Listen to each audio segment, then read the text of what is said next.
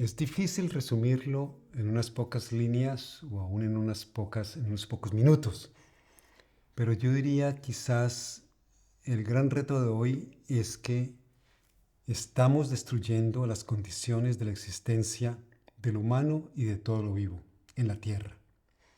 Y yo creo que este reto es fundamental para todas y todos. No solamente todos los habitantes del mundo, ricos, pobres, africanos, europeos, norteamericanos, latinoamericanos, todo el mundo, asiáticos, sino que también está implicada el futuro de la especie humana, pero también el futuro de muchos otros seres vivos, como sabemos, y el futuro del planeta. Entonces es un desafío que llamamos en América Latina civilizatorio, que la crisis hoy en día es una crisis de un modelo particular de existencia que surgió hace unos 500 años, se ha ido desarrollando, consolidando y expandiendo a nivel mundial, que produjo mucho bienestar para muchas gentes en algún momento en la historia y todavía hoy en día, pero que ha sido un bienestar muy desigual y por un lado ha creado gran pobreza en muchas partes del mundo, grandes desigualdades y sobre todo está destruyendo cada vez más la tierra.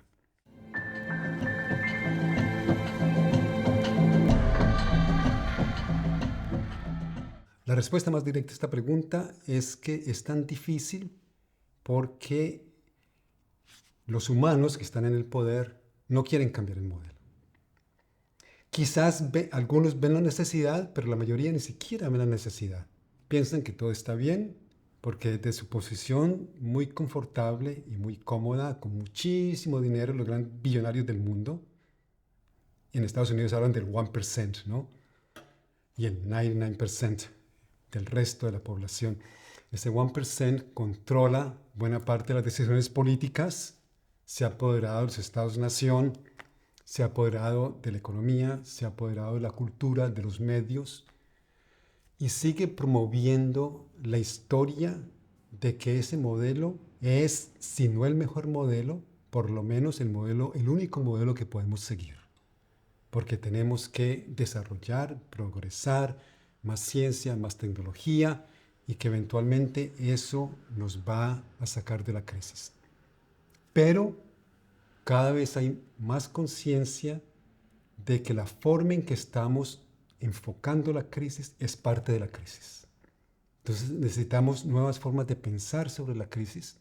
Como dice Greta Thunberg, she always says, treat the crisis like a crisis. No estamos tratando la crisis como una crisis. Y la crisis es brutal. La crisis, me parece que el mejor concepto para describir la crisis es el concepto de terricidio, que hemos oído Moira Millán en particular hablar muy elocuentemente aquí del terricidio. Es un concepto que ha sido acuñado por el movimiento de mujeres indígenas y diversidades por el buen vivir de Sudamérica, del cual Moira Millán ha sido una de las lideresas.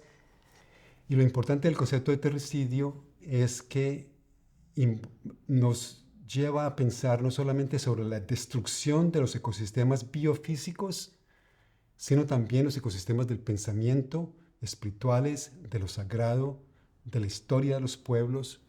Entonces, si la crisis es civilizatoria, estamos abocados a una transición civilizatoria, a buscar nuevos modelos de vida, nuevos modelos del humano, nuevos modelos de existir y de habitar la tierra.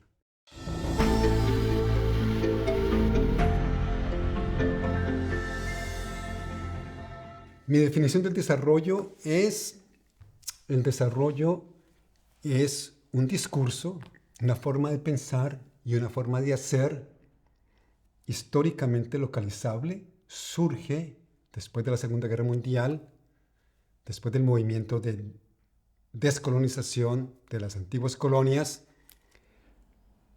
se descubre que estas antiguas colonias, especialmente en Asia, en África y en América Latina, que habían sido colonias mucho antes, eran subdesarrolladas. Es decir, eran pobres, supuestamente no tenían educación, no tenían la modernidad, no tenían ciudades modernas, ni agriculturas modernas. Entonces había que reproducir en Asia, África y América Latina las condiciones que habían creado el desarrollo en Europa y en Estados Unidos. A eso se le llamó desarrollo. Tenía mucho sentido hasta cierto punto en los 40, 50, 60. Había pobreza en el tercer mundo, había muchos problemas, pero 7 décadas después, 70 años de desarrollo, no han producido ese desarrollo. La pobreza se ha multiplicado, la desigualdad está cada vez peor, y especialmente la destrucción de los ecosistemas, de los territorios, de toda la gente y de los pueblos por el modelo global extractivista está siendo cada vez más intensa. Entonces, para mí ese desarrollo ya no sirve, ya no funciona, es parte del problema. El desarrollo es parte de los procesos que están causando el terricidio.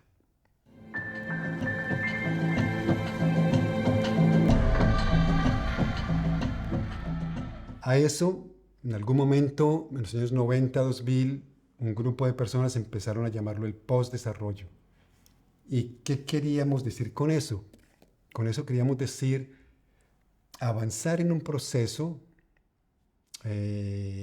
cultural, político, económico, que nos llevara a un momento en el cual no estuviéramos tan obsesionados con un solo tipo de desarrollo, material, económico, crecimiento económico, individualista, consumista, etcétera, etcétera, porque eso es lo que se venía dando. Sino que comenzáramos a pensar en otras alternativas al desarrollo. La alternativa que ha surgido más fuerte en América Latina se le llama buen vivir. Es decir, que la meta del desarrollo no debe ser crecimiento económico, no debe ser grandes riquezas, no debe ser desarrollo material solamente, tiene que ser una forma integral de ver la vida, recuperar una forma integral de ver la vida, donde la parte económica, la parte cultural, la parte espiritual, la parte ambiental, la parte del gozo de la vida, del buen vivir, puedan coexistir en armonía y en armonía con la tierra, sin destruir la tierra. Y a eso en América Latina los pueblos indígenas tradicionalmente y hoy en día lo llaman buen vivir. Y el buen vivir lo han estado incorporando muchos otros grupos sociales en América Latina. Y hoy en día hay grupos aún en Europa que hablan de cómo sería el buen vivir en Europa. Me parece que eso nos ayuda a pensar más allá de esa división entre países desarrollados y subdesarrollados. Es una división obsoleta. Más aún, también trascender la división entre norte global y sur global para pensar que todos los pueblos, todos los países, todas las sociedades tenemos que estar involucrados en un proyecto de transiciones hacia esos otros modelos de vida que coexisten con todo lo vivo, que coexisten donde todos los pueblos coexistan. Habrá tensiones, habrá conflictos, pero que por lo menos coexistan en condiciones de mayor igualdad y mayor justicia dentro de cada sociedad, entre sociedades y obviamente con la tierra. Por eso hablamos de justicia ambiental y justicia social al mismo tiempo.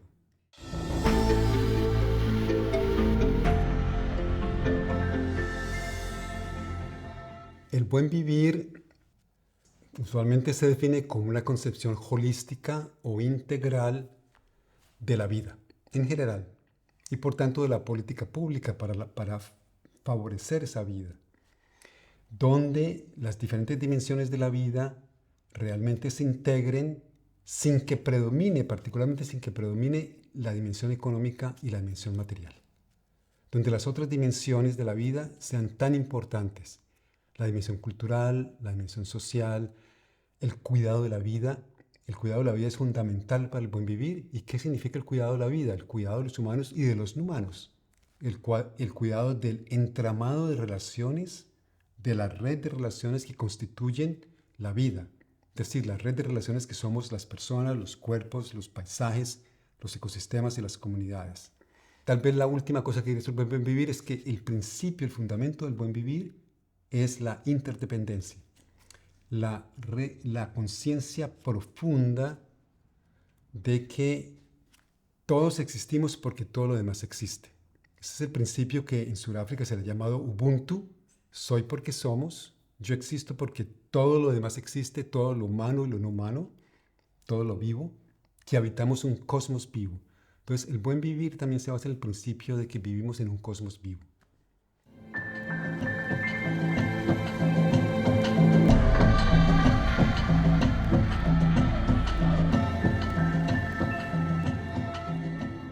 Podemos comenzar yendo a la sesión inaugural de este festival, donde Maran Schaffner leyó un texto corto de una escritora de ciencia ficción norteamericana que se llama Ursula Le Guin. Es un texto muy bonito que ojalá todo el mundo leyera. Y ese texto nos dice algo que muchas personas están diciendo, muchos intelectuales, activistas, líderes espirituales, transicionólogos, están diciendo, tenemos que transicionar. Le Guin la llama la historia que mata, es decir, la historia de que el hombre es naturalmente agresivo, competitivo, que va a matar al animal, que va a dominar la naturaleza, es el patriarca que domina a la mujer, es el colonialista que domina los pueblos de color y los pueblos desechables.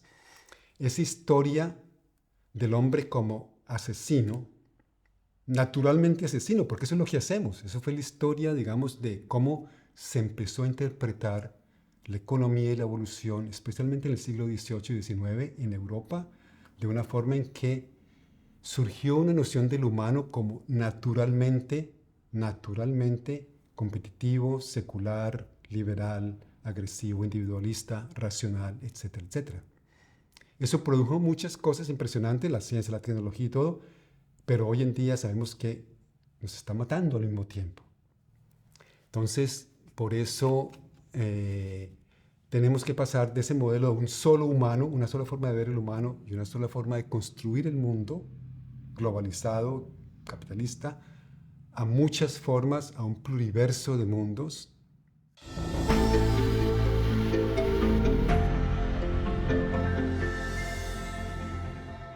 Y el pluriverso es un concepto que originalmente viene del zapatismo en Chiapas en los 90s, cuando los movimientos zapatistas decían que no queremos ser incluidos en este mundo porque se está autodestruyendo, queremos un mundo donde quepan muchos mundos en igualdad de condiciones. El pluriverso es ese concepto, pero el pluriverso no significa que son mundos aislados, son mundos completamente entrelazados. No hay mundos aislados. Bueno, hay unas pequeñas comunidades en aislamiento todavía en el Amazonas, aislamiento voluntario, pero todos los mundos ya están profundamente entrelazados. Pero no son mundos iguales, son mundos diferentes. Entonces, ¿cómo preservamos esa diferencia de los mundos en condiciones de igualdad para que cada mundo florezca? Con tensiones y conflictos, pero con mayores condiciones para sobrevivir como los mundos que son. Por ejemplo, los mundos indígenas. O que en Francia creo que los llaman mundos autóctonos o pueblos autóctonos.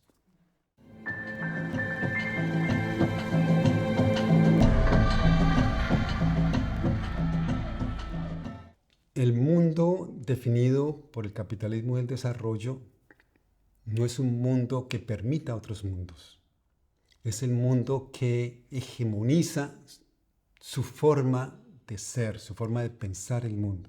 Hay un solo desarrollo realmente. Puede haber desarrollo participativo, con perspectiva de género, desarrollo sustentable, pero básicamente estamos hablando de desarrollo, un progreso lineal basado en el crecimiento económico hacia el modo de vida de las sociedades modernas. Pues ese modo de vida de las sociedades modernas es el que ya no nos sirve. Las sociedades modernas mismas tienen que reconstituirse, reconstruirse, tienen que post-desarrollarse, porque han sido también víctimas de su desarrollo. Entonces, ¿cómo nos reconcebimos como humanos y sociedades que tengamos otros posibles futuros? No un solo futuro. El futuro de la ciencia, la tecnología, el capitalismo es ad infinitum, para siempre, porque eso nos lleva a la destrucción, sino exactamente nuevas formas de pensar el humano, nuevas formas de pensar la economía, nuevas formas de pensar el desarrollo, la tecnología, la salud, la ecología.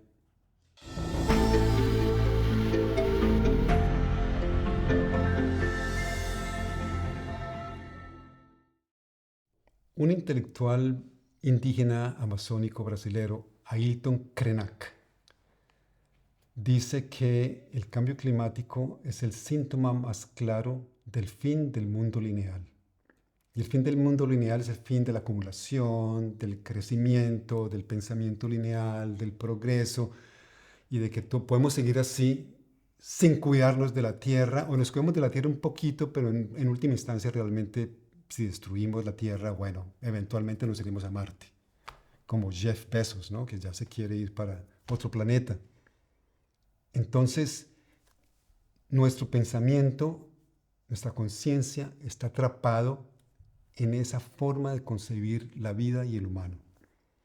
Tenemos que recuperar, y esto es una cosa que apenas se está empezando a pensar, cómo recuperamos la conciencia de que no somos eso, no solo solamente individuos autónomos, antropocéntricos, separados de la comunidad, separados de la naturaleza, sino que la realidad de la vida, la esencia de la vida es la interdependencia, la esencia de la vida es que somos parte del cosmos, de la vida y de la tierra.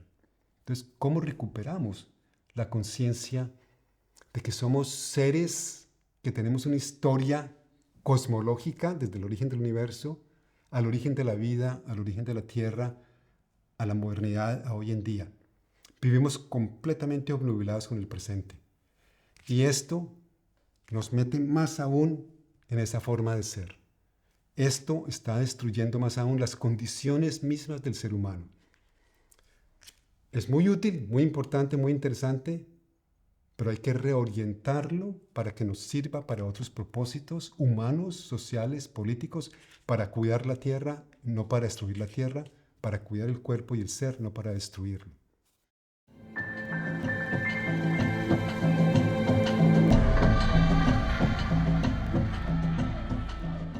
Yo creo que hay que empezar desde la escuela, es súper importante empezar a introducir estas nociones de que somos seres que habitamos un cosmos vivo y no un universo inerte, de que coexistimos con muchos otros en el planeta, humanos y no humanos, de que el propósito de la vida no es la acumulación, que entre más rico podamos ser mejor, de que el propósito de la vida es el cuidado de la vida, es participar en ese proyecto de reconstituir la vida, de recuperar la capacidad de vivir sin destruir, sin crear más injusticias. Y es un proceso pedagógico de renovación de currículums, de renovación de las formas de enseñanza que se está dando muy poco en el mundo. La educación, más aún, cada vez primaria y secundaria, cada vez mete a los jóvenes en el cuento de la historia que mata. Y así seguiremos matando. Entonces comienza con la educación, pero comienza en muchas partes. Comienza con los movimientos de recuperación de territorio, comienza con los movimientos de defensa del agua, de defensa del bosque, en el Ron, en el War, en toda parte. Comienza con los levantamientos por la protección de la tierra. Comienza con las luchas antirracistas, antipatriarcales. Y por eso decimos que las transiciones ya están ocurriendo en todas esas luchas. Pero la dimensión de la educación es crucial y creo que no estamos poniendo suficiente atención allí. Y me parece que un propósito que sería muy interesante que las agencias de desarrollo consideren es cómo contribuir a repensar desde una perspectiva postdesarrollista, pluriversal, a repensar los currículos educativos en Francia misma, en Alemania, en Estados Unidos, en Inglaterra, donde sea que todavía hay agencias de desarrollo. Es decir, desdesarrollarnos en nuestra casa para poder propender por otro tipo de práctica de postdesarrollo.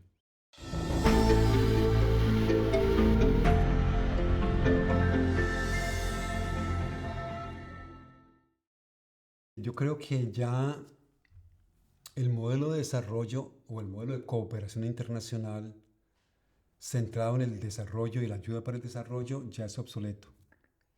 Decíamos el otro día que tal vez en situaciones muy particulares, humanitarias, por ejemplo de hambrunas, es muy importante ese tipo de ayuda. temporalmente. Pero que la cooperación hoy en día debe estar más centrada en contribuir no solamente a la justicia social y ambiental, sino a las transiciones. De que tiene que haber una gran, por ejemplo, el presidente de Colombia, Gustavo Petro, habla de un gran plan Marshall para el Amazonas. A mí no me gusta la metáfora del plan Marshall, pero sí una gran cooperación transnacional, y creo que algunas agencias de desarrollo podrían liderar esa colaboración transnacional precisamente para paulatinamente desmontar este sistema que está causando tanta destrucción y permitir que los procesos emergentes desde los pueblos, movimientos y de algunos países empiecen a cobrar más fuerza y no sean torpedeados, sino más bien que tratemos de fomentarlos. Entonces eso requiere cambiar la geopolítica mundial, y la geopolítica mundial que ya está cambiando por el surgimiento de China, por todo el problema con Rusia. Hay una geopolítica mundial muy complicada hoy en día, que es una geopolítica que favorezca un proyecto de cooperación para la transición, empezar a introducir esta idea de cooperación para la transición socioecológica, civilizatoria, hacia otros modelos de vida, de economía, de sociedad, de política. Suena utópico, pero creo que es la única salida.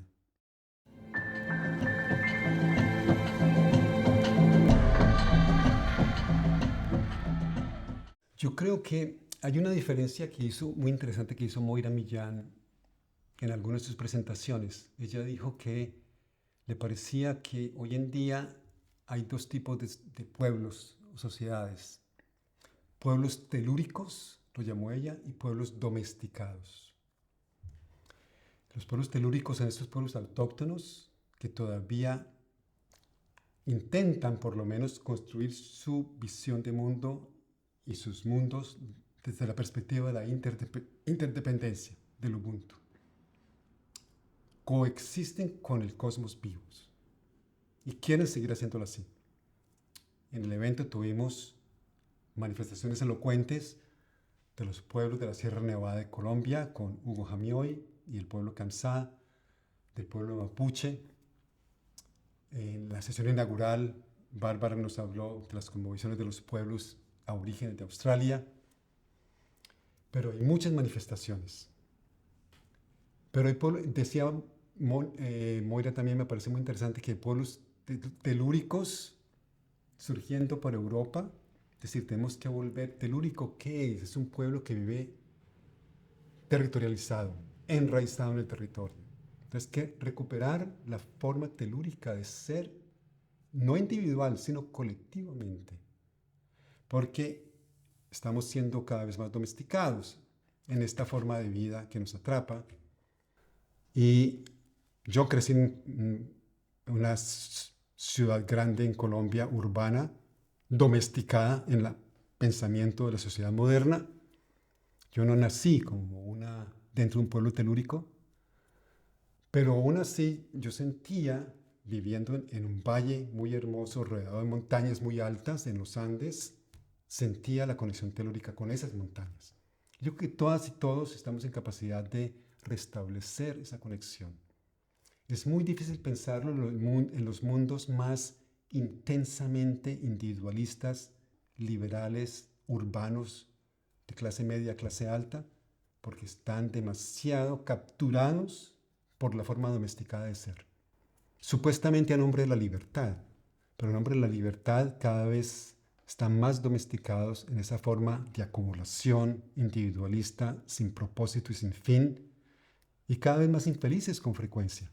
Y ahí vemos el índice de suicidios entre los jóvenes en las sociedades ricas y también en el sur global. Entonces yo sí creo que hay un gran movimiento de liberación de la conciencia personal y colectivo, pero hay que enfatizar lo colectivo. Esto no es una transformación personal solamente, todo tiene dimensión colectiva.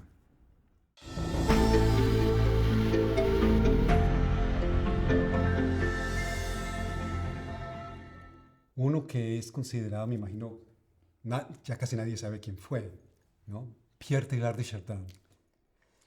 Y lo menciono porque en 2026 se cumplen 100 años de la reunión en París entre Teilhard de Chardin, Vladimir Vernadsky, un biólogo ruso, y otro filósofo francés que se me olvida el nombre ahora, donde acuñaron el concepto de la noosfera. La noosfera es la esfera de la conciencia. Y hoy en día me parece que hay un interés en recuperar esa cuestión de la conciencia de especie dentro de una conciencia cósmica. El segundo fue Michel Foucault, un gran pensador. Tuve el placer, privilegio de conocerlo en California, en Berkeley, cuando estaba haciendo mi doctorado.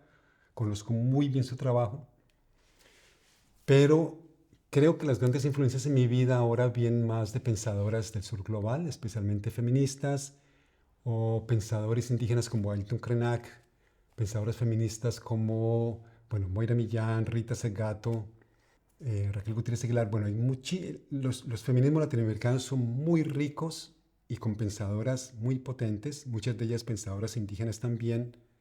Hay un nigeriano que invito a todas y todos a escuchar también y a leer, que es muy carismático y es muy inspirador, que se llama Bayo Akomolafe.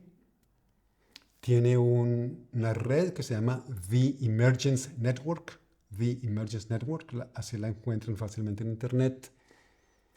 Y bueno, muchísimas personas más.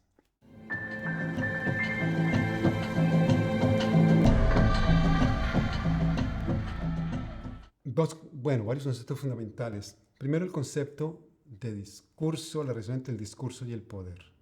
Entonces, la modernidad creó una serie de discursos sobre la salud, sobre la sexualidad, sobre la criminalidad, sobre lo normal, y eso se convirtieron en dispositivos de poder.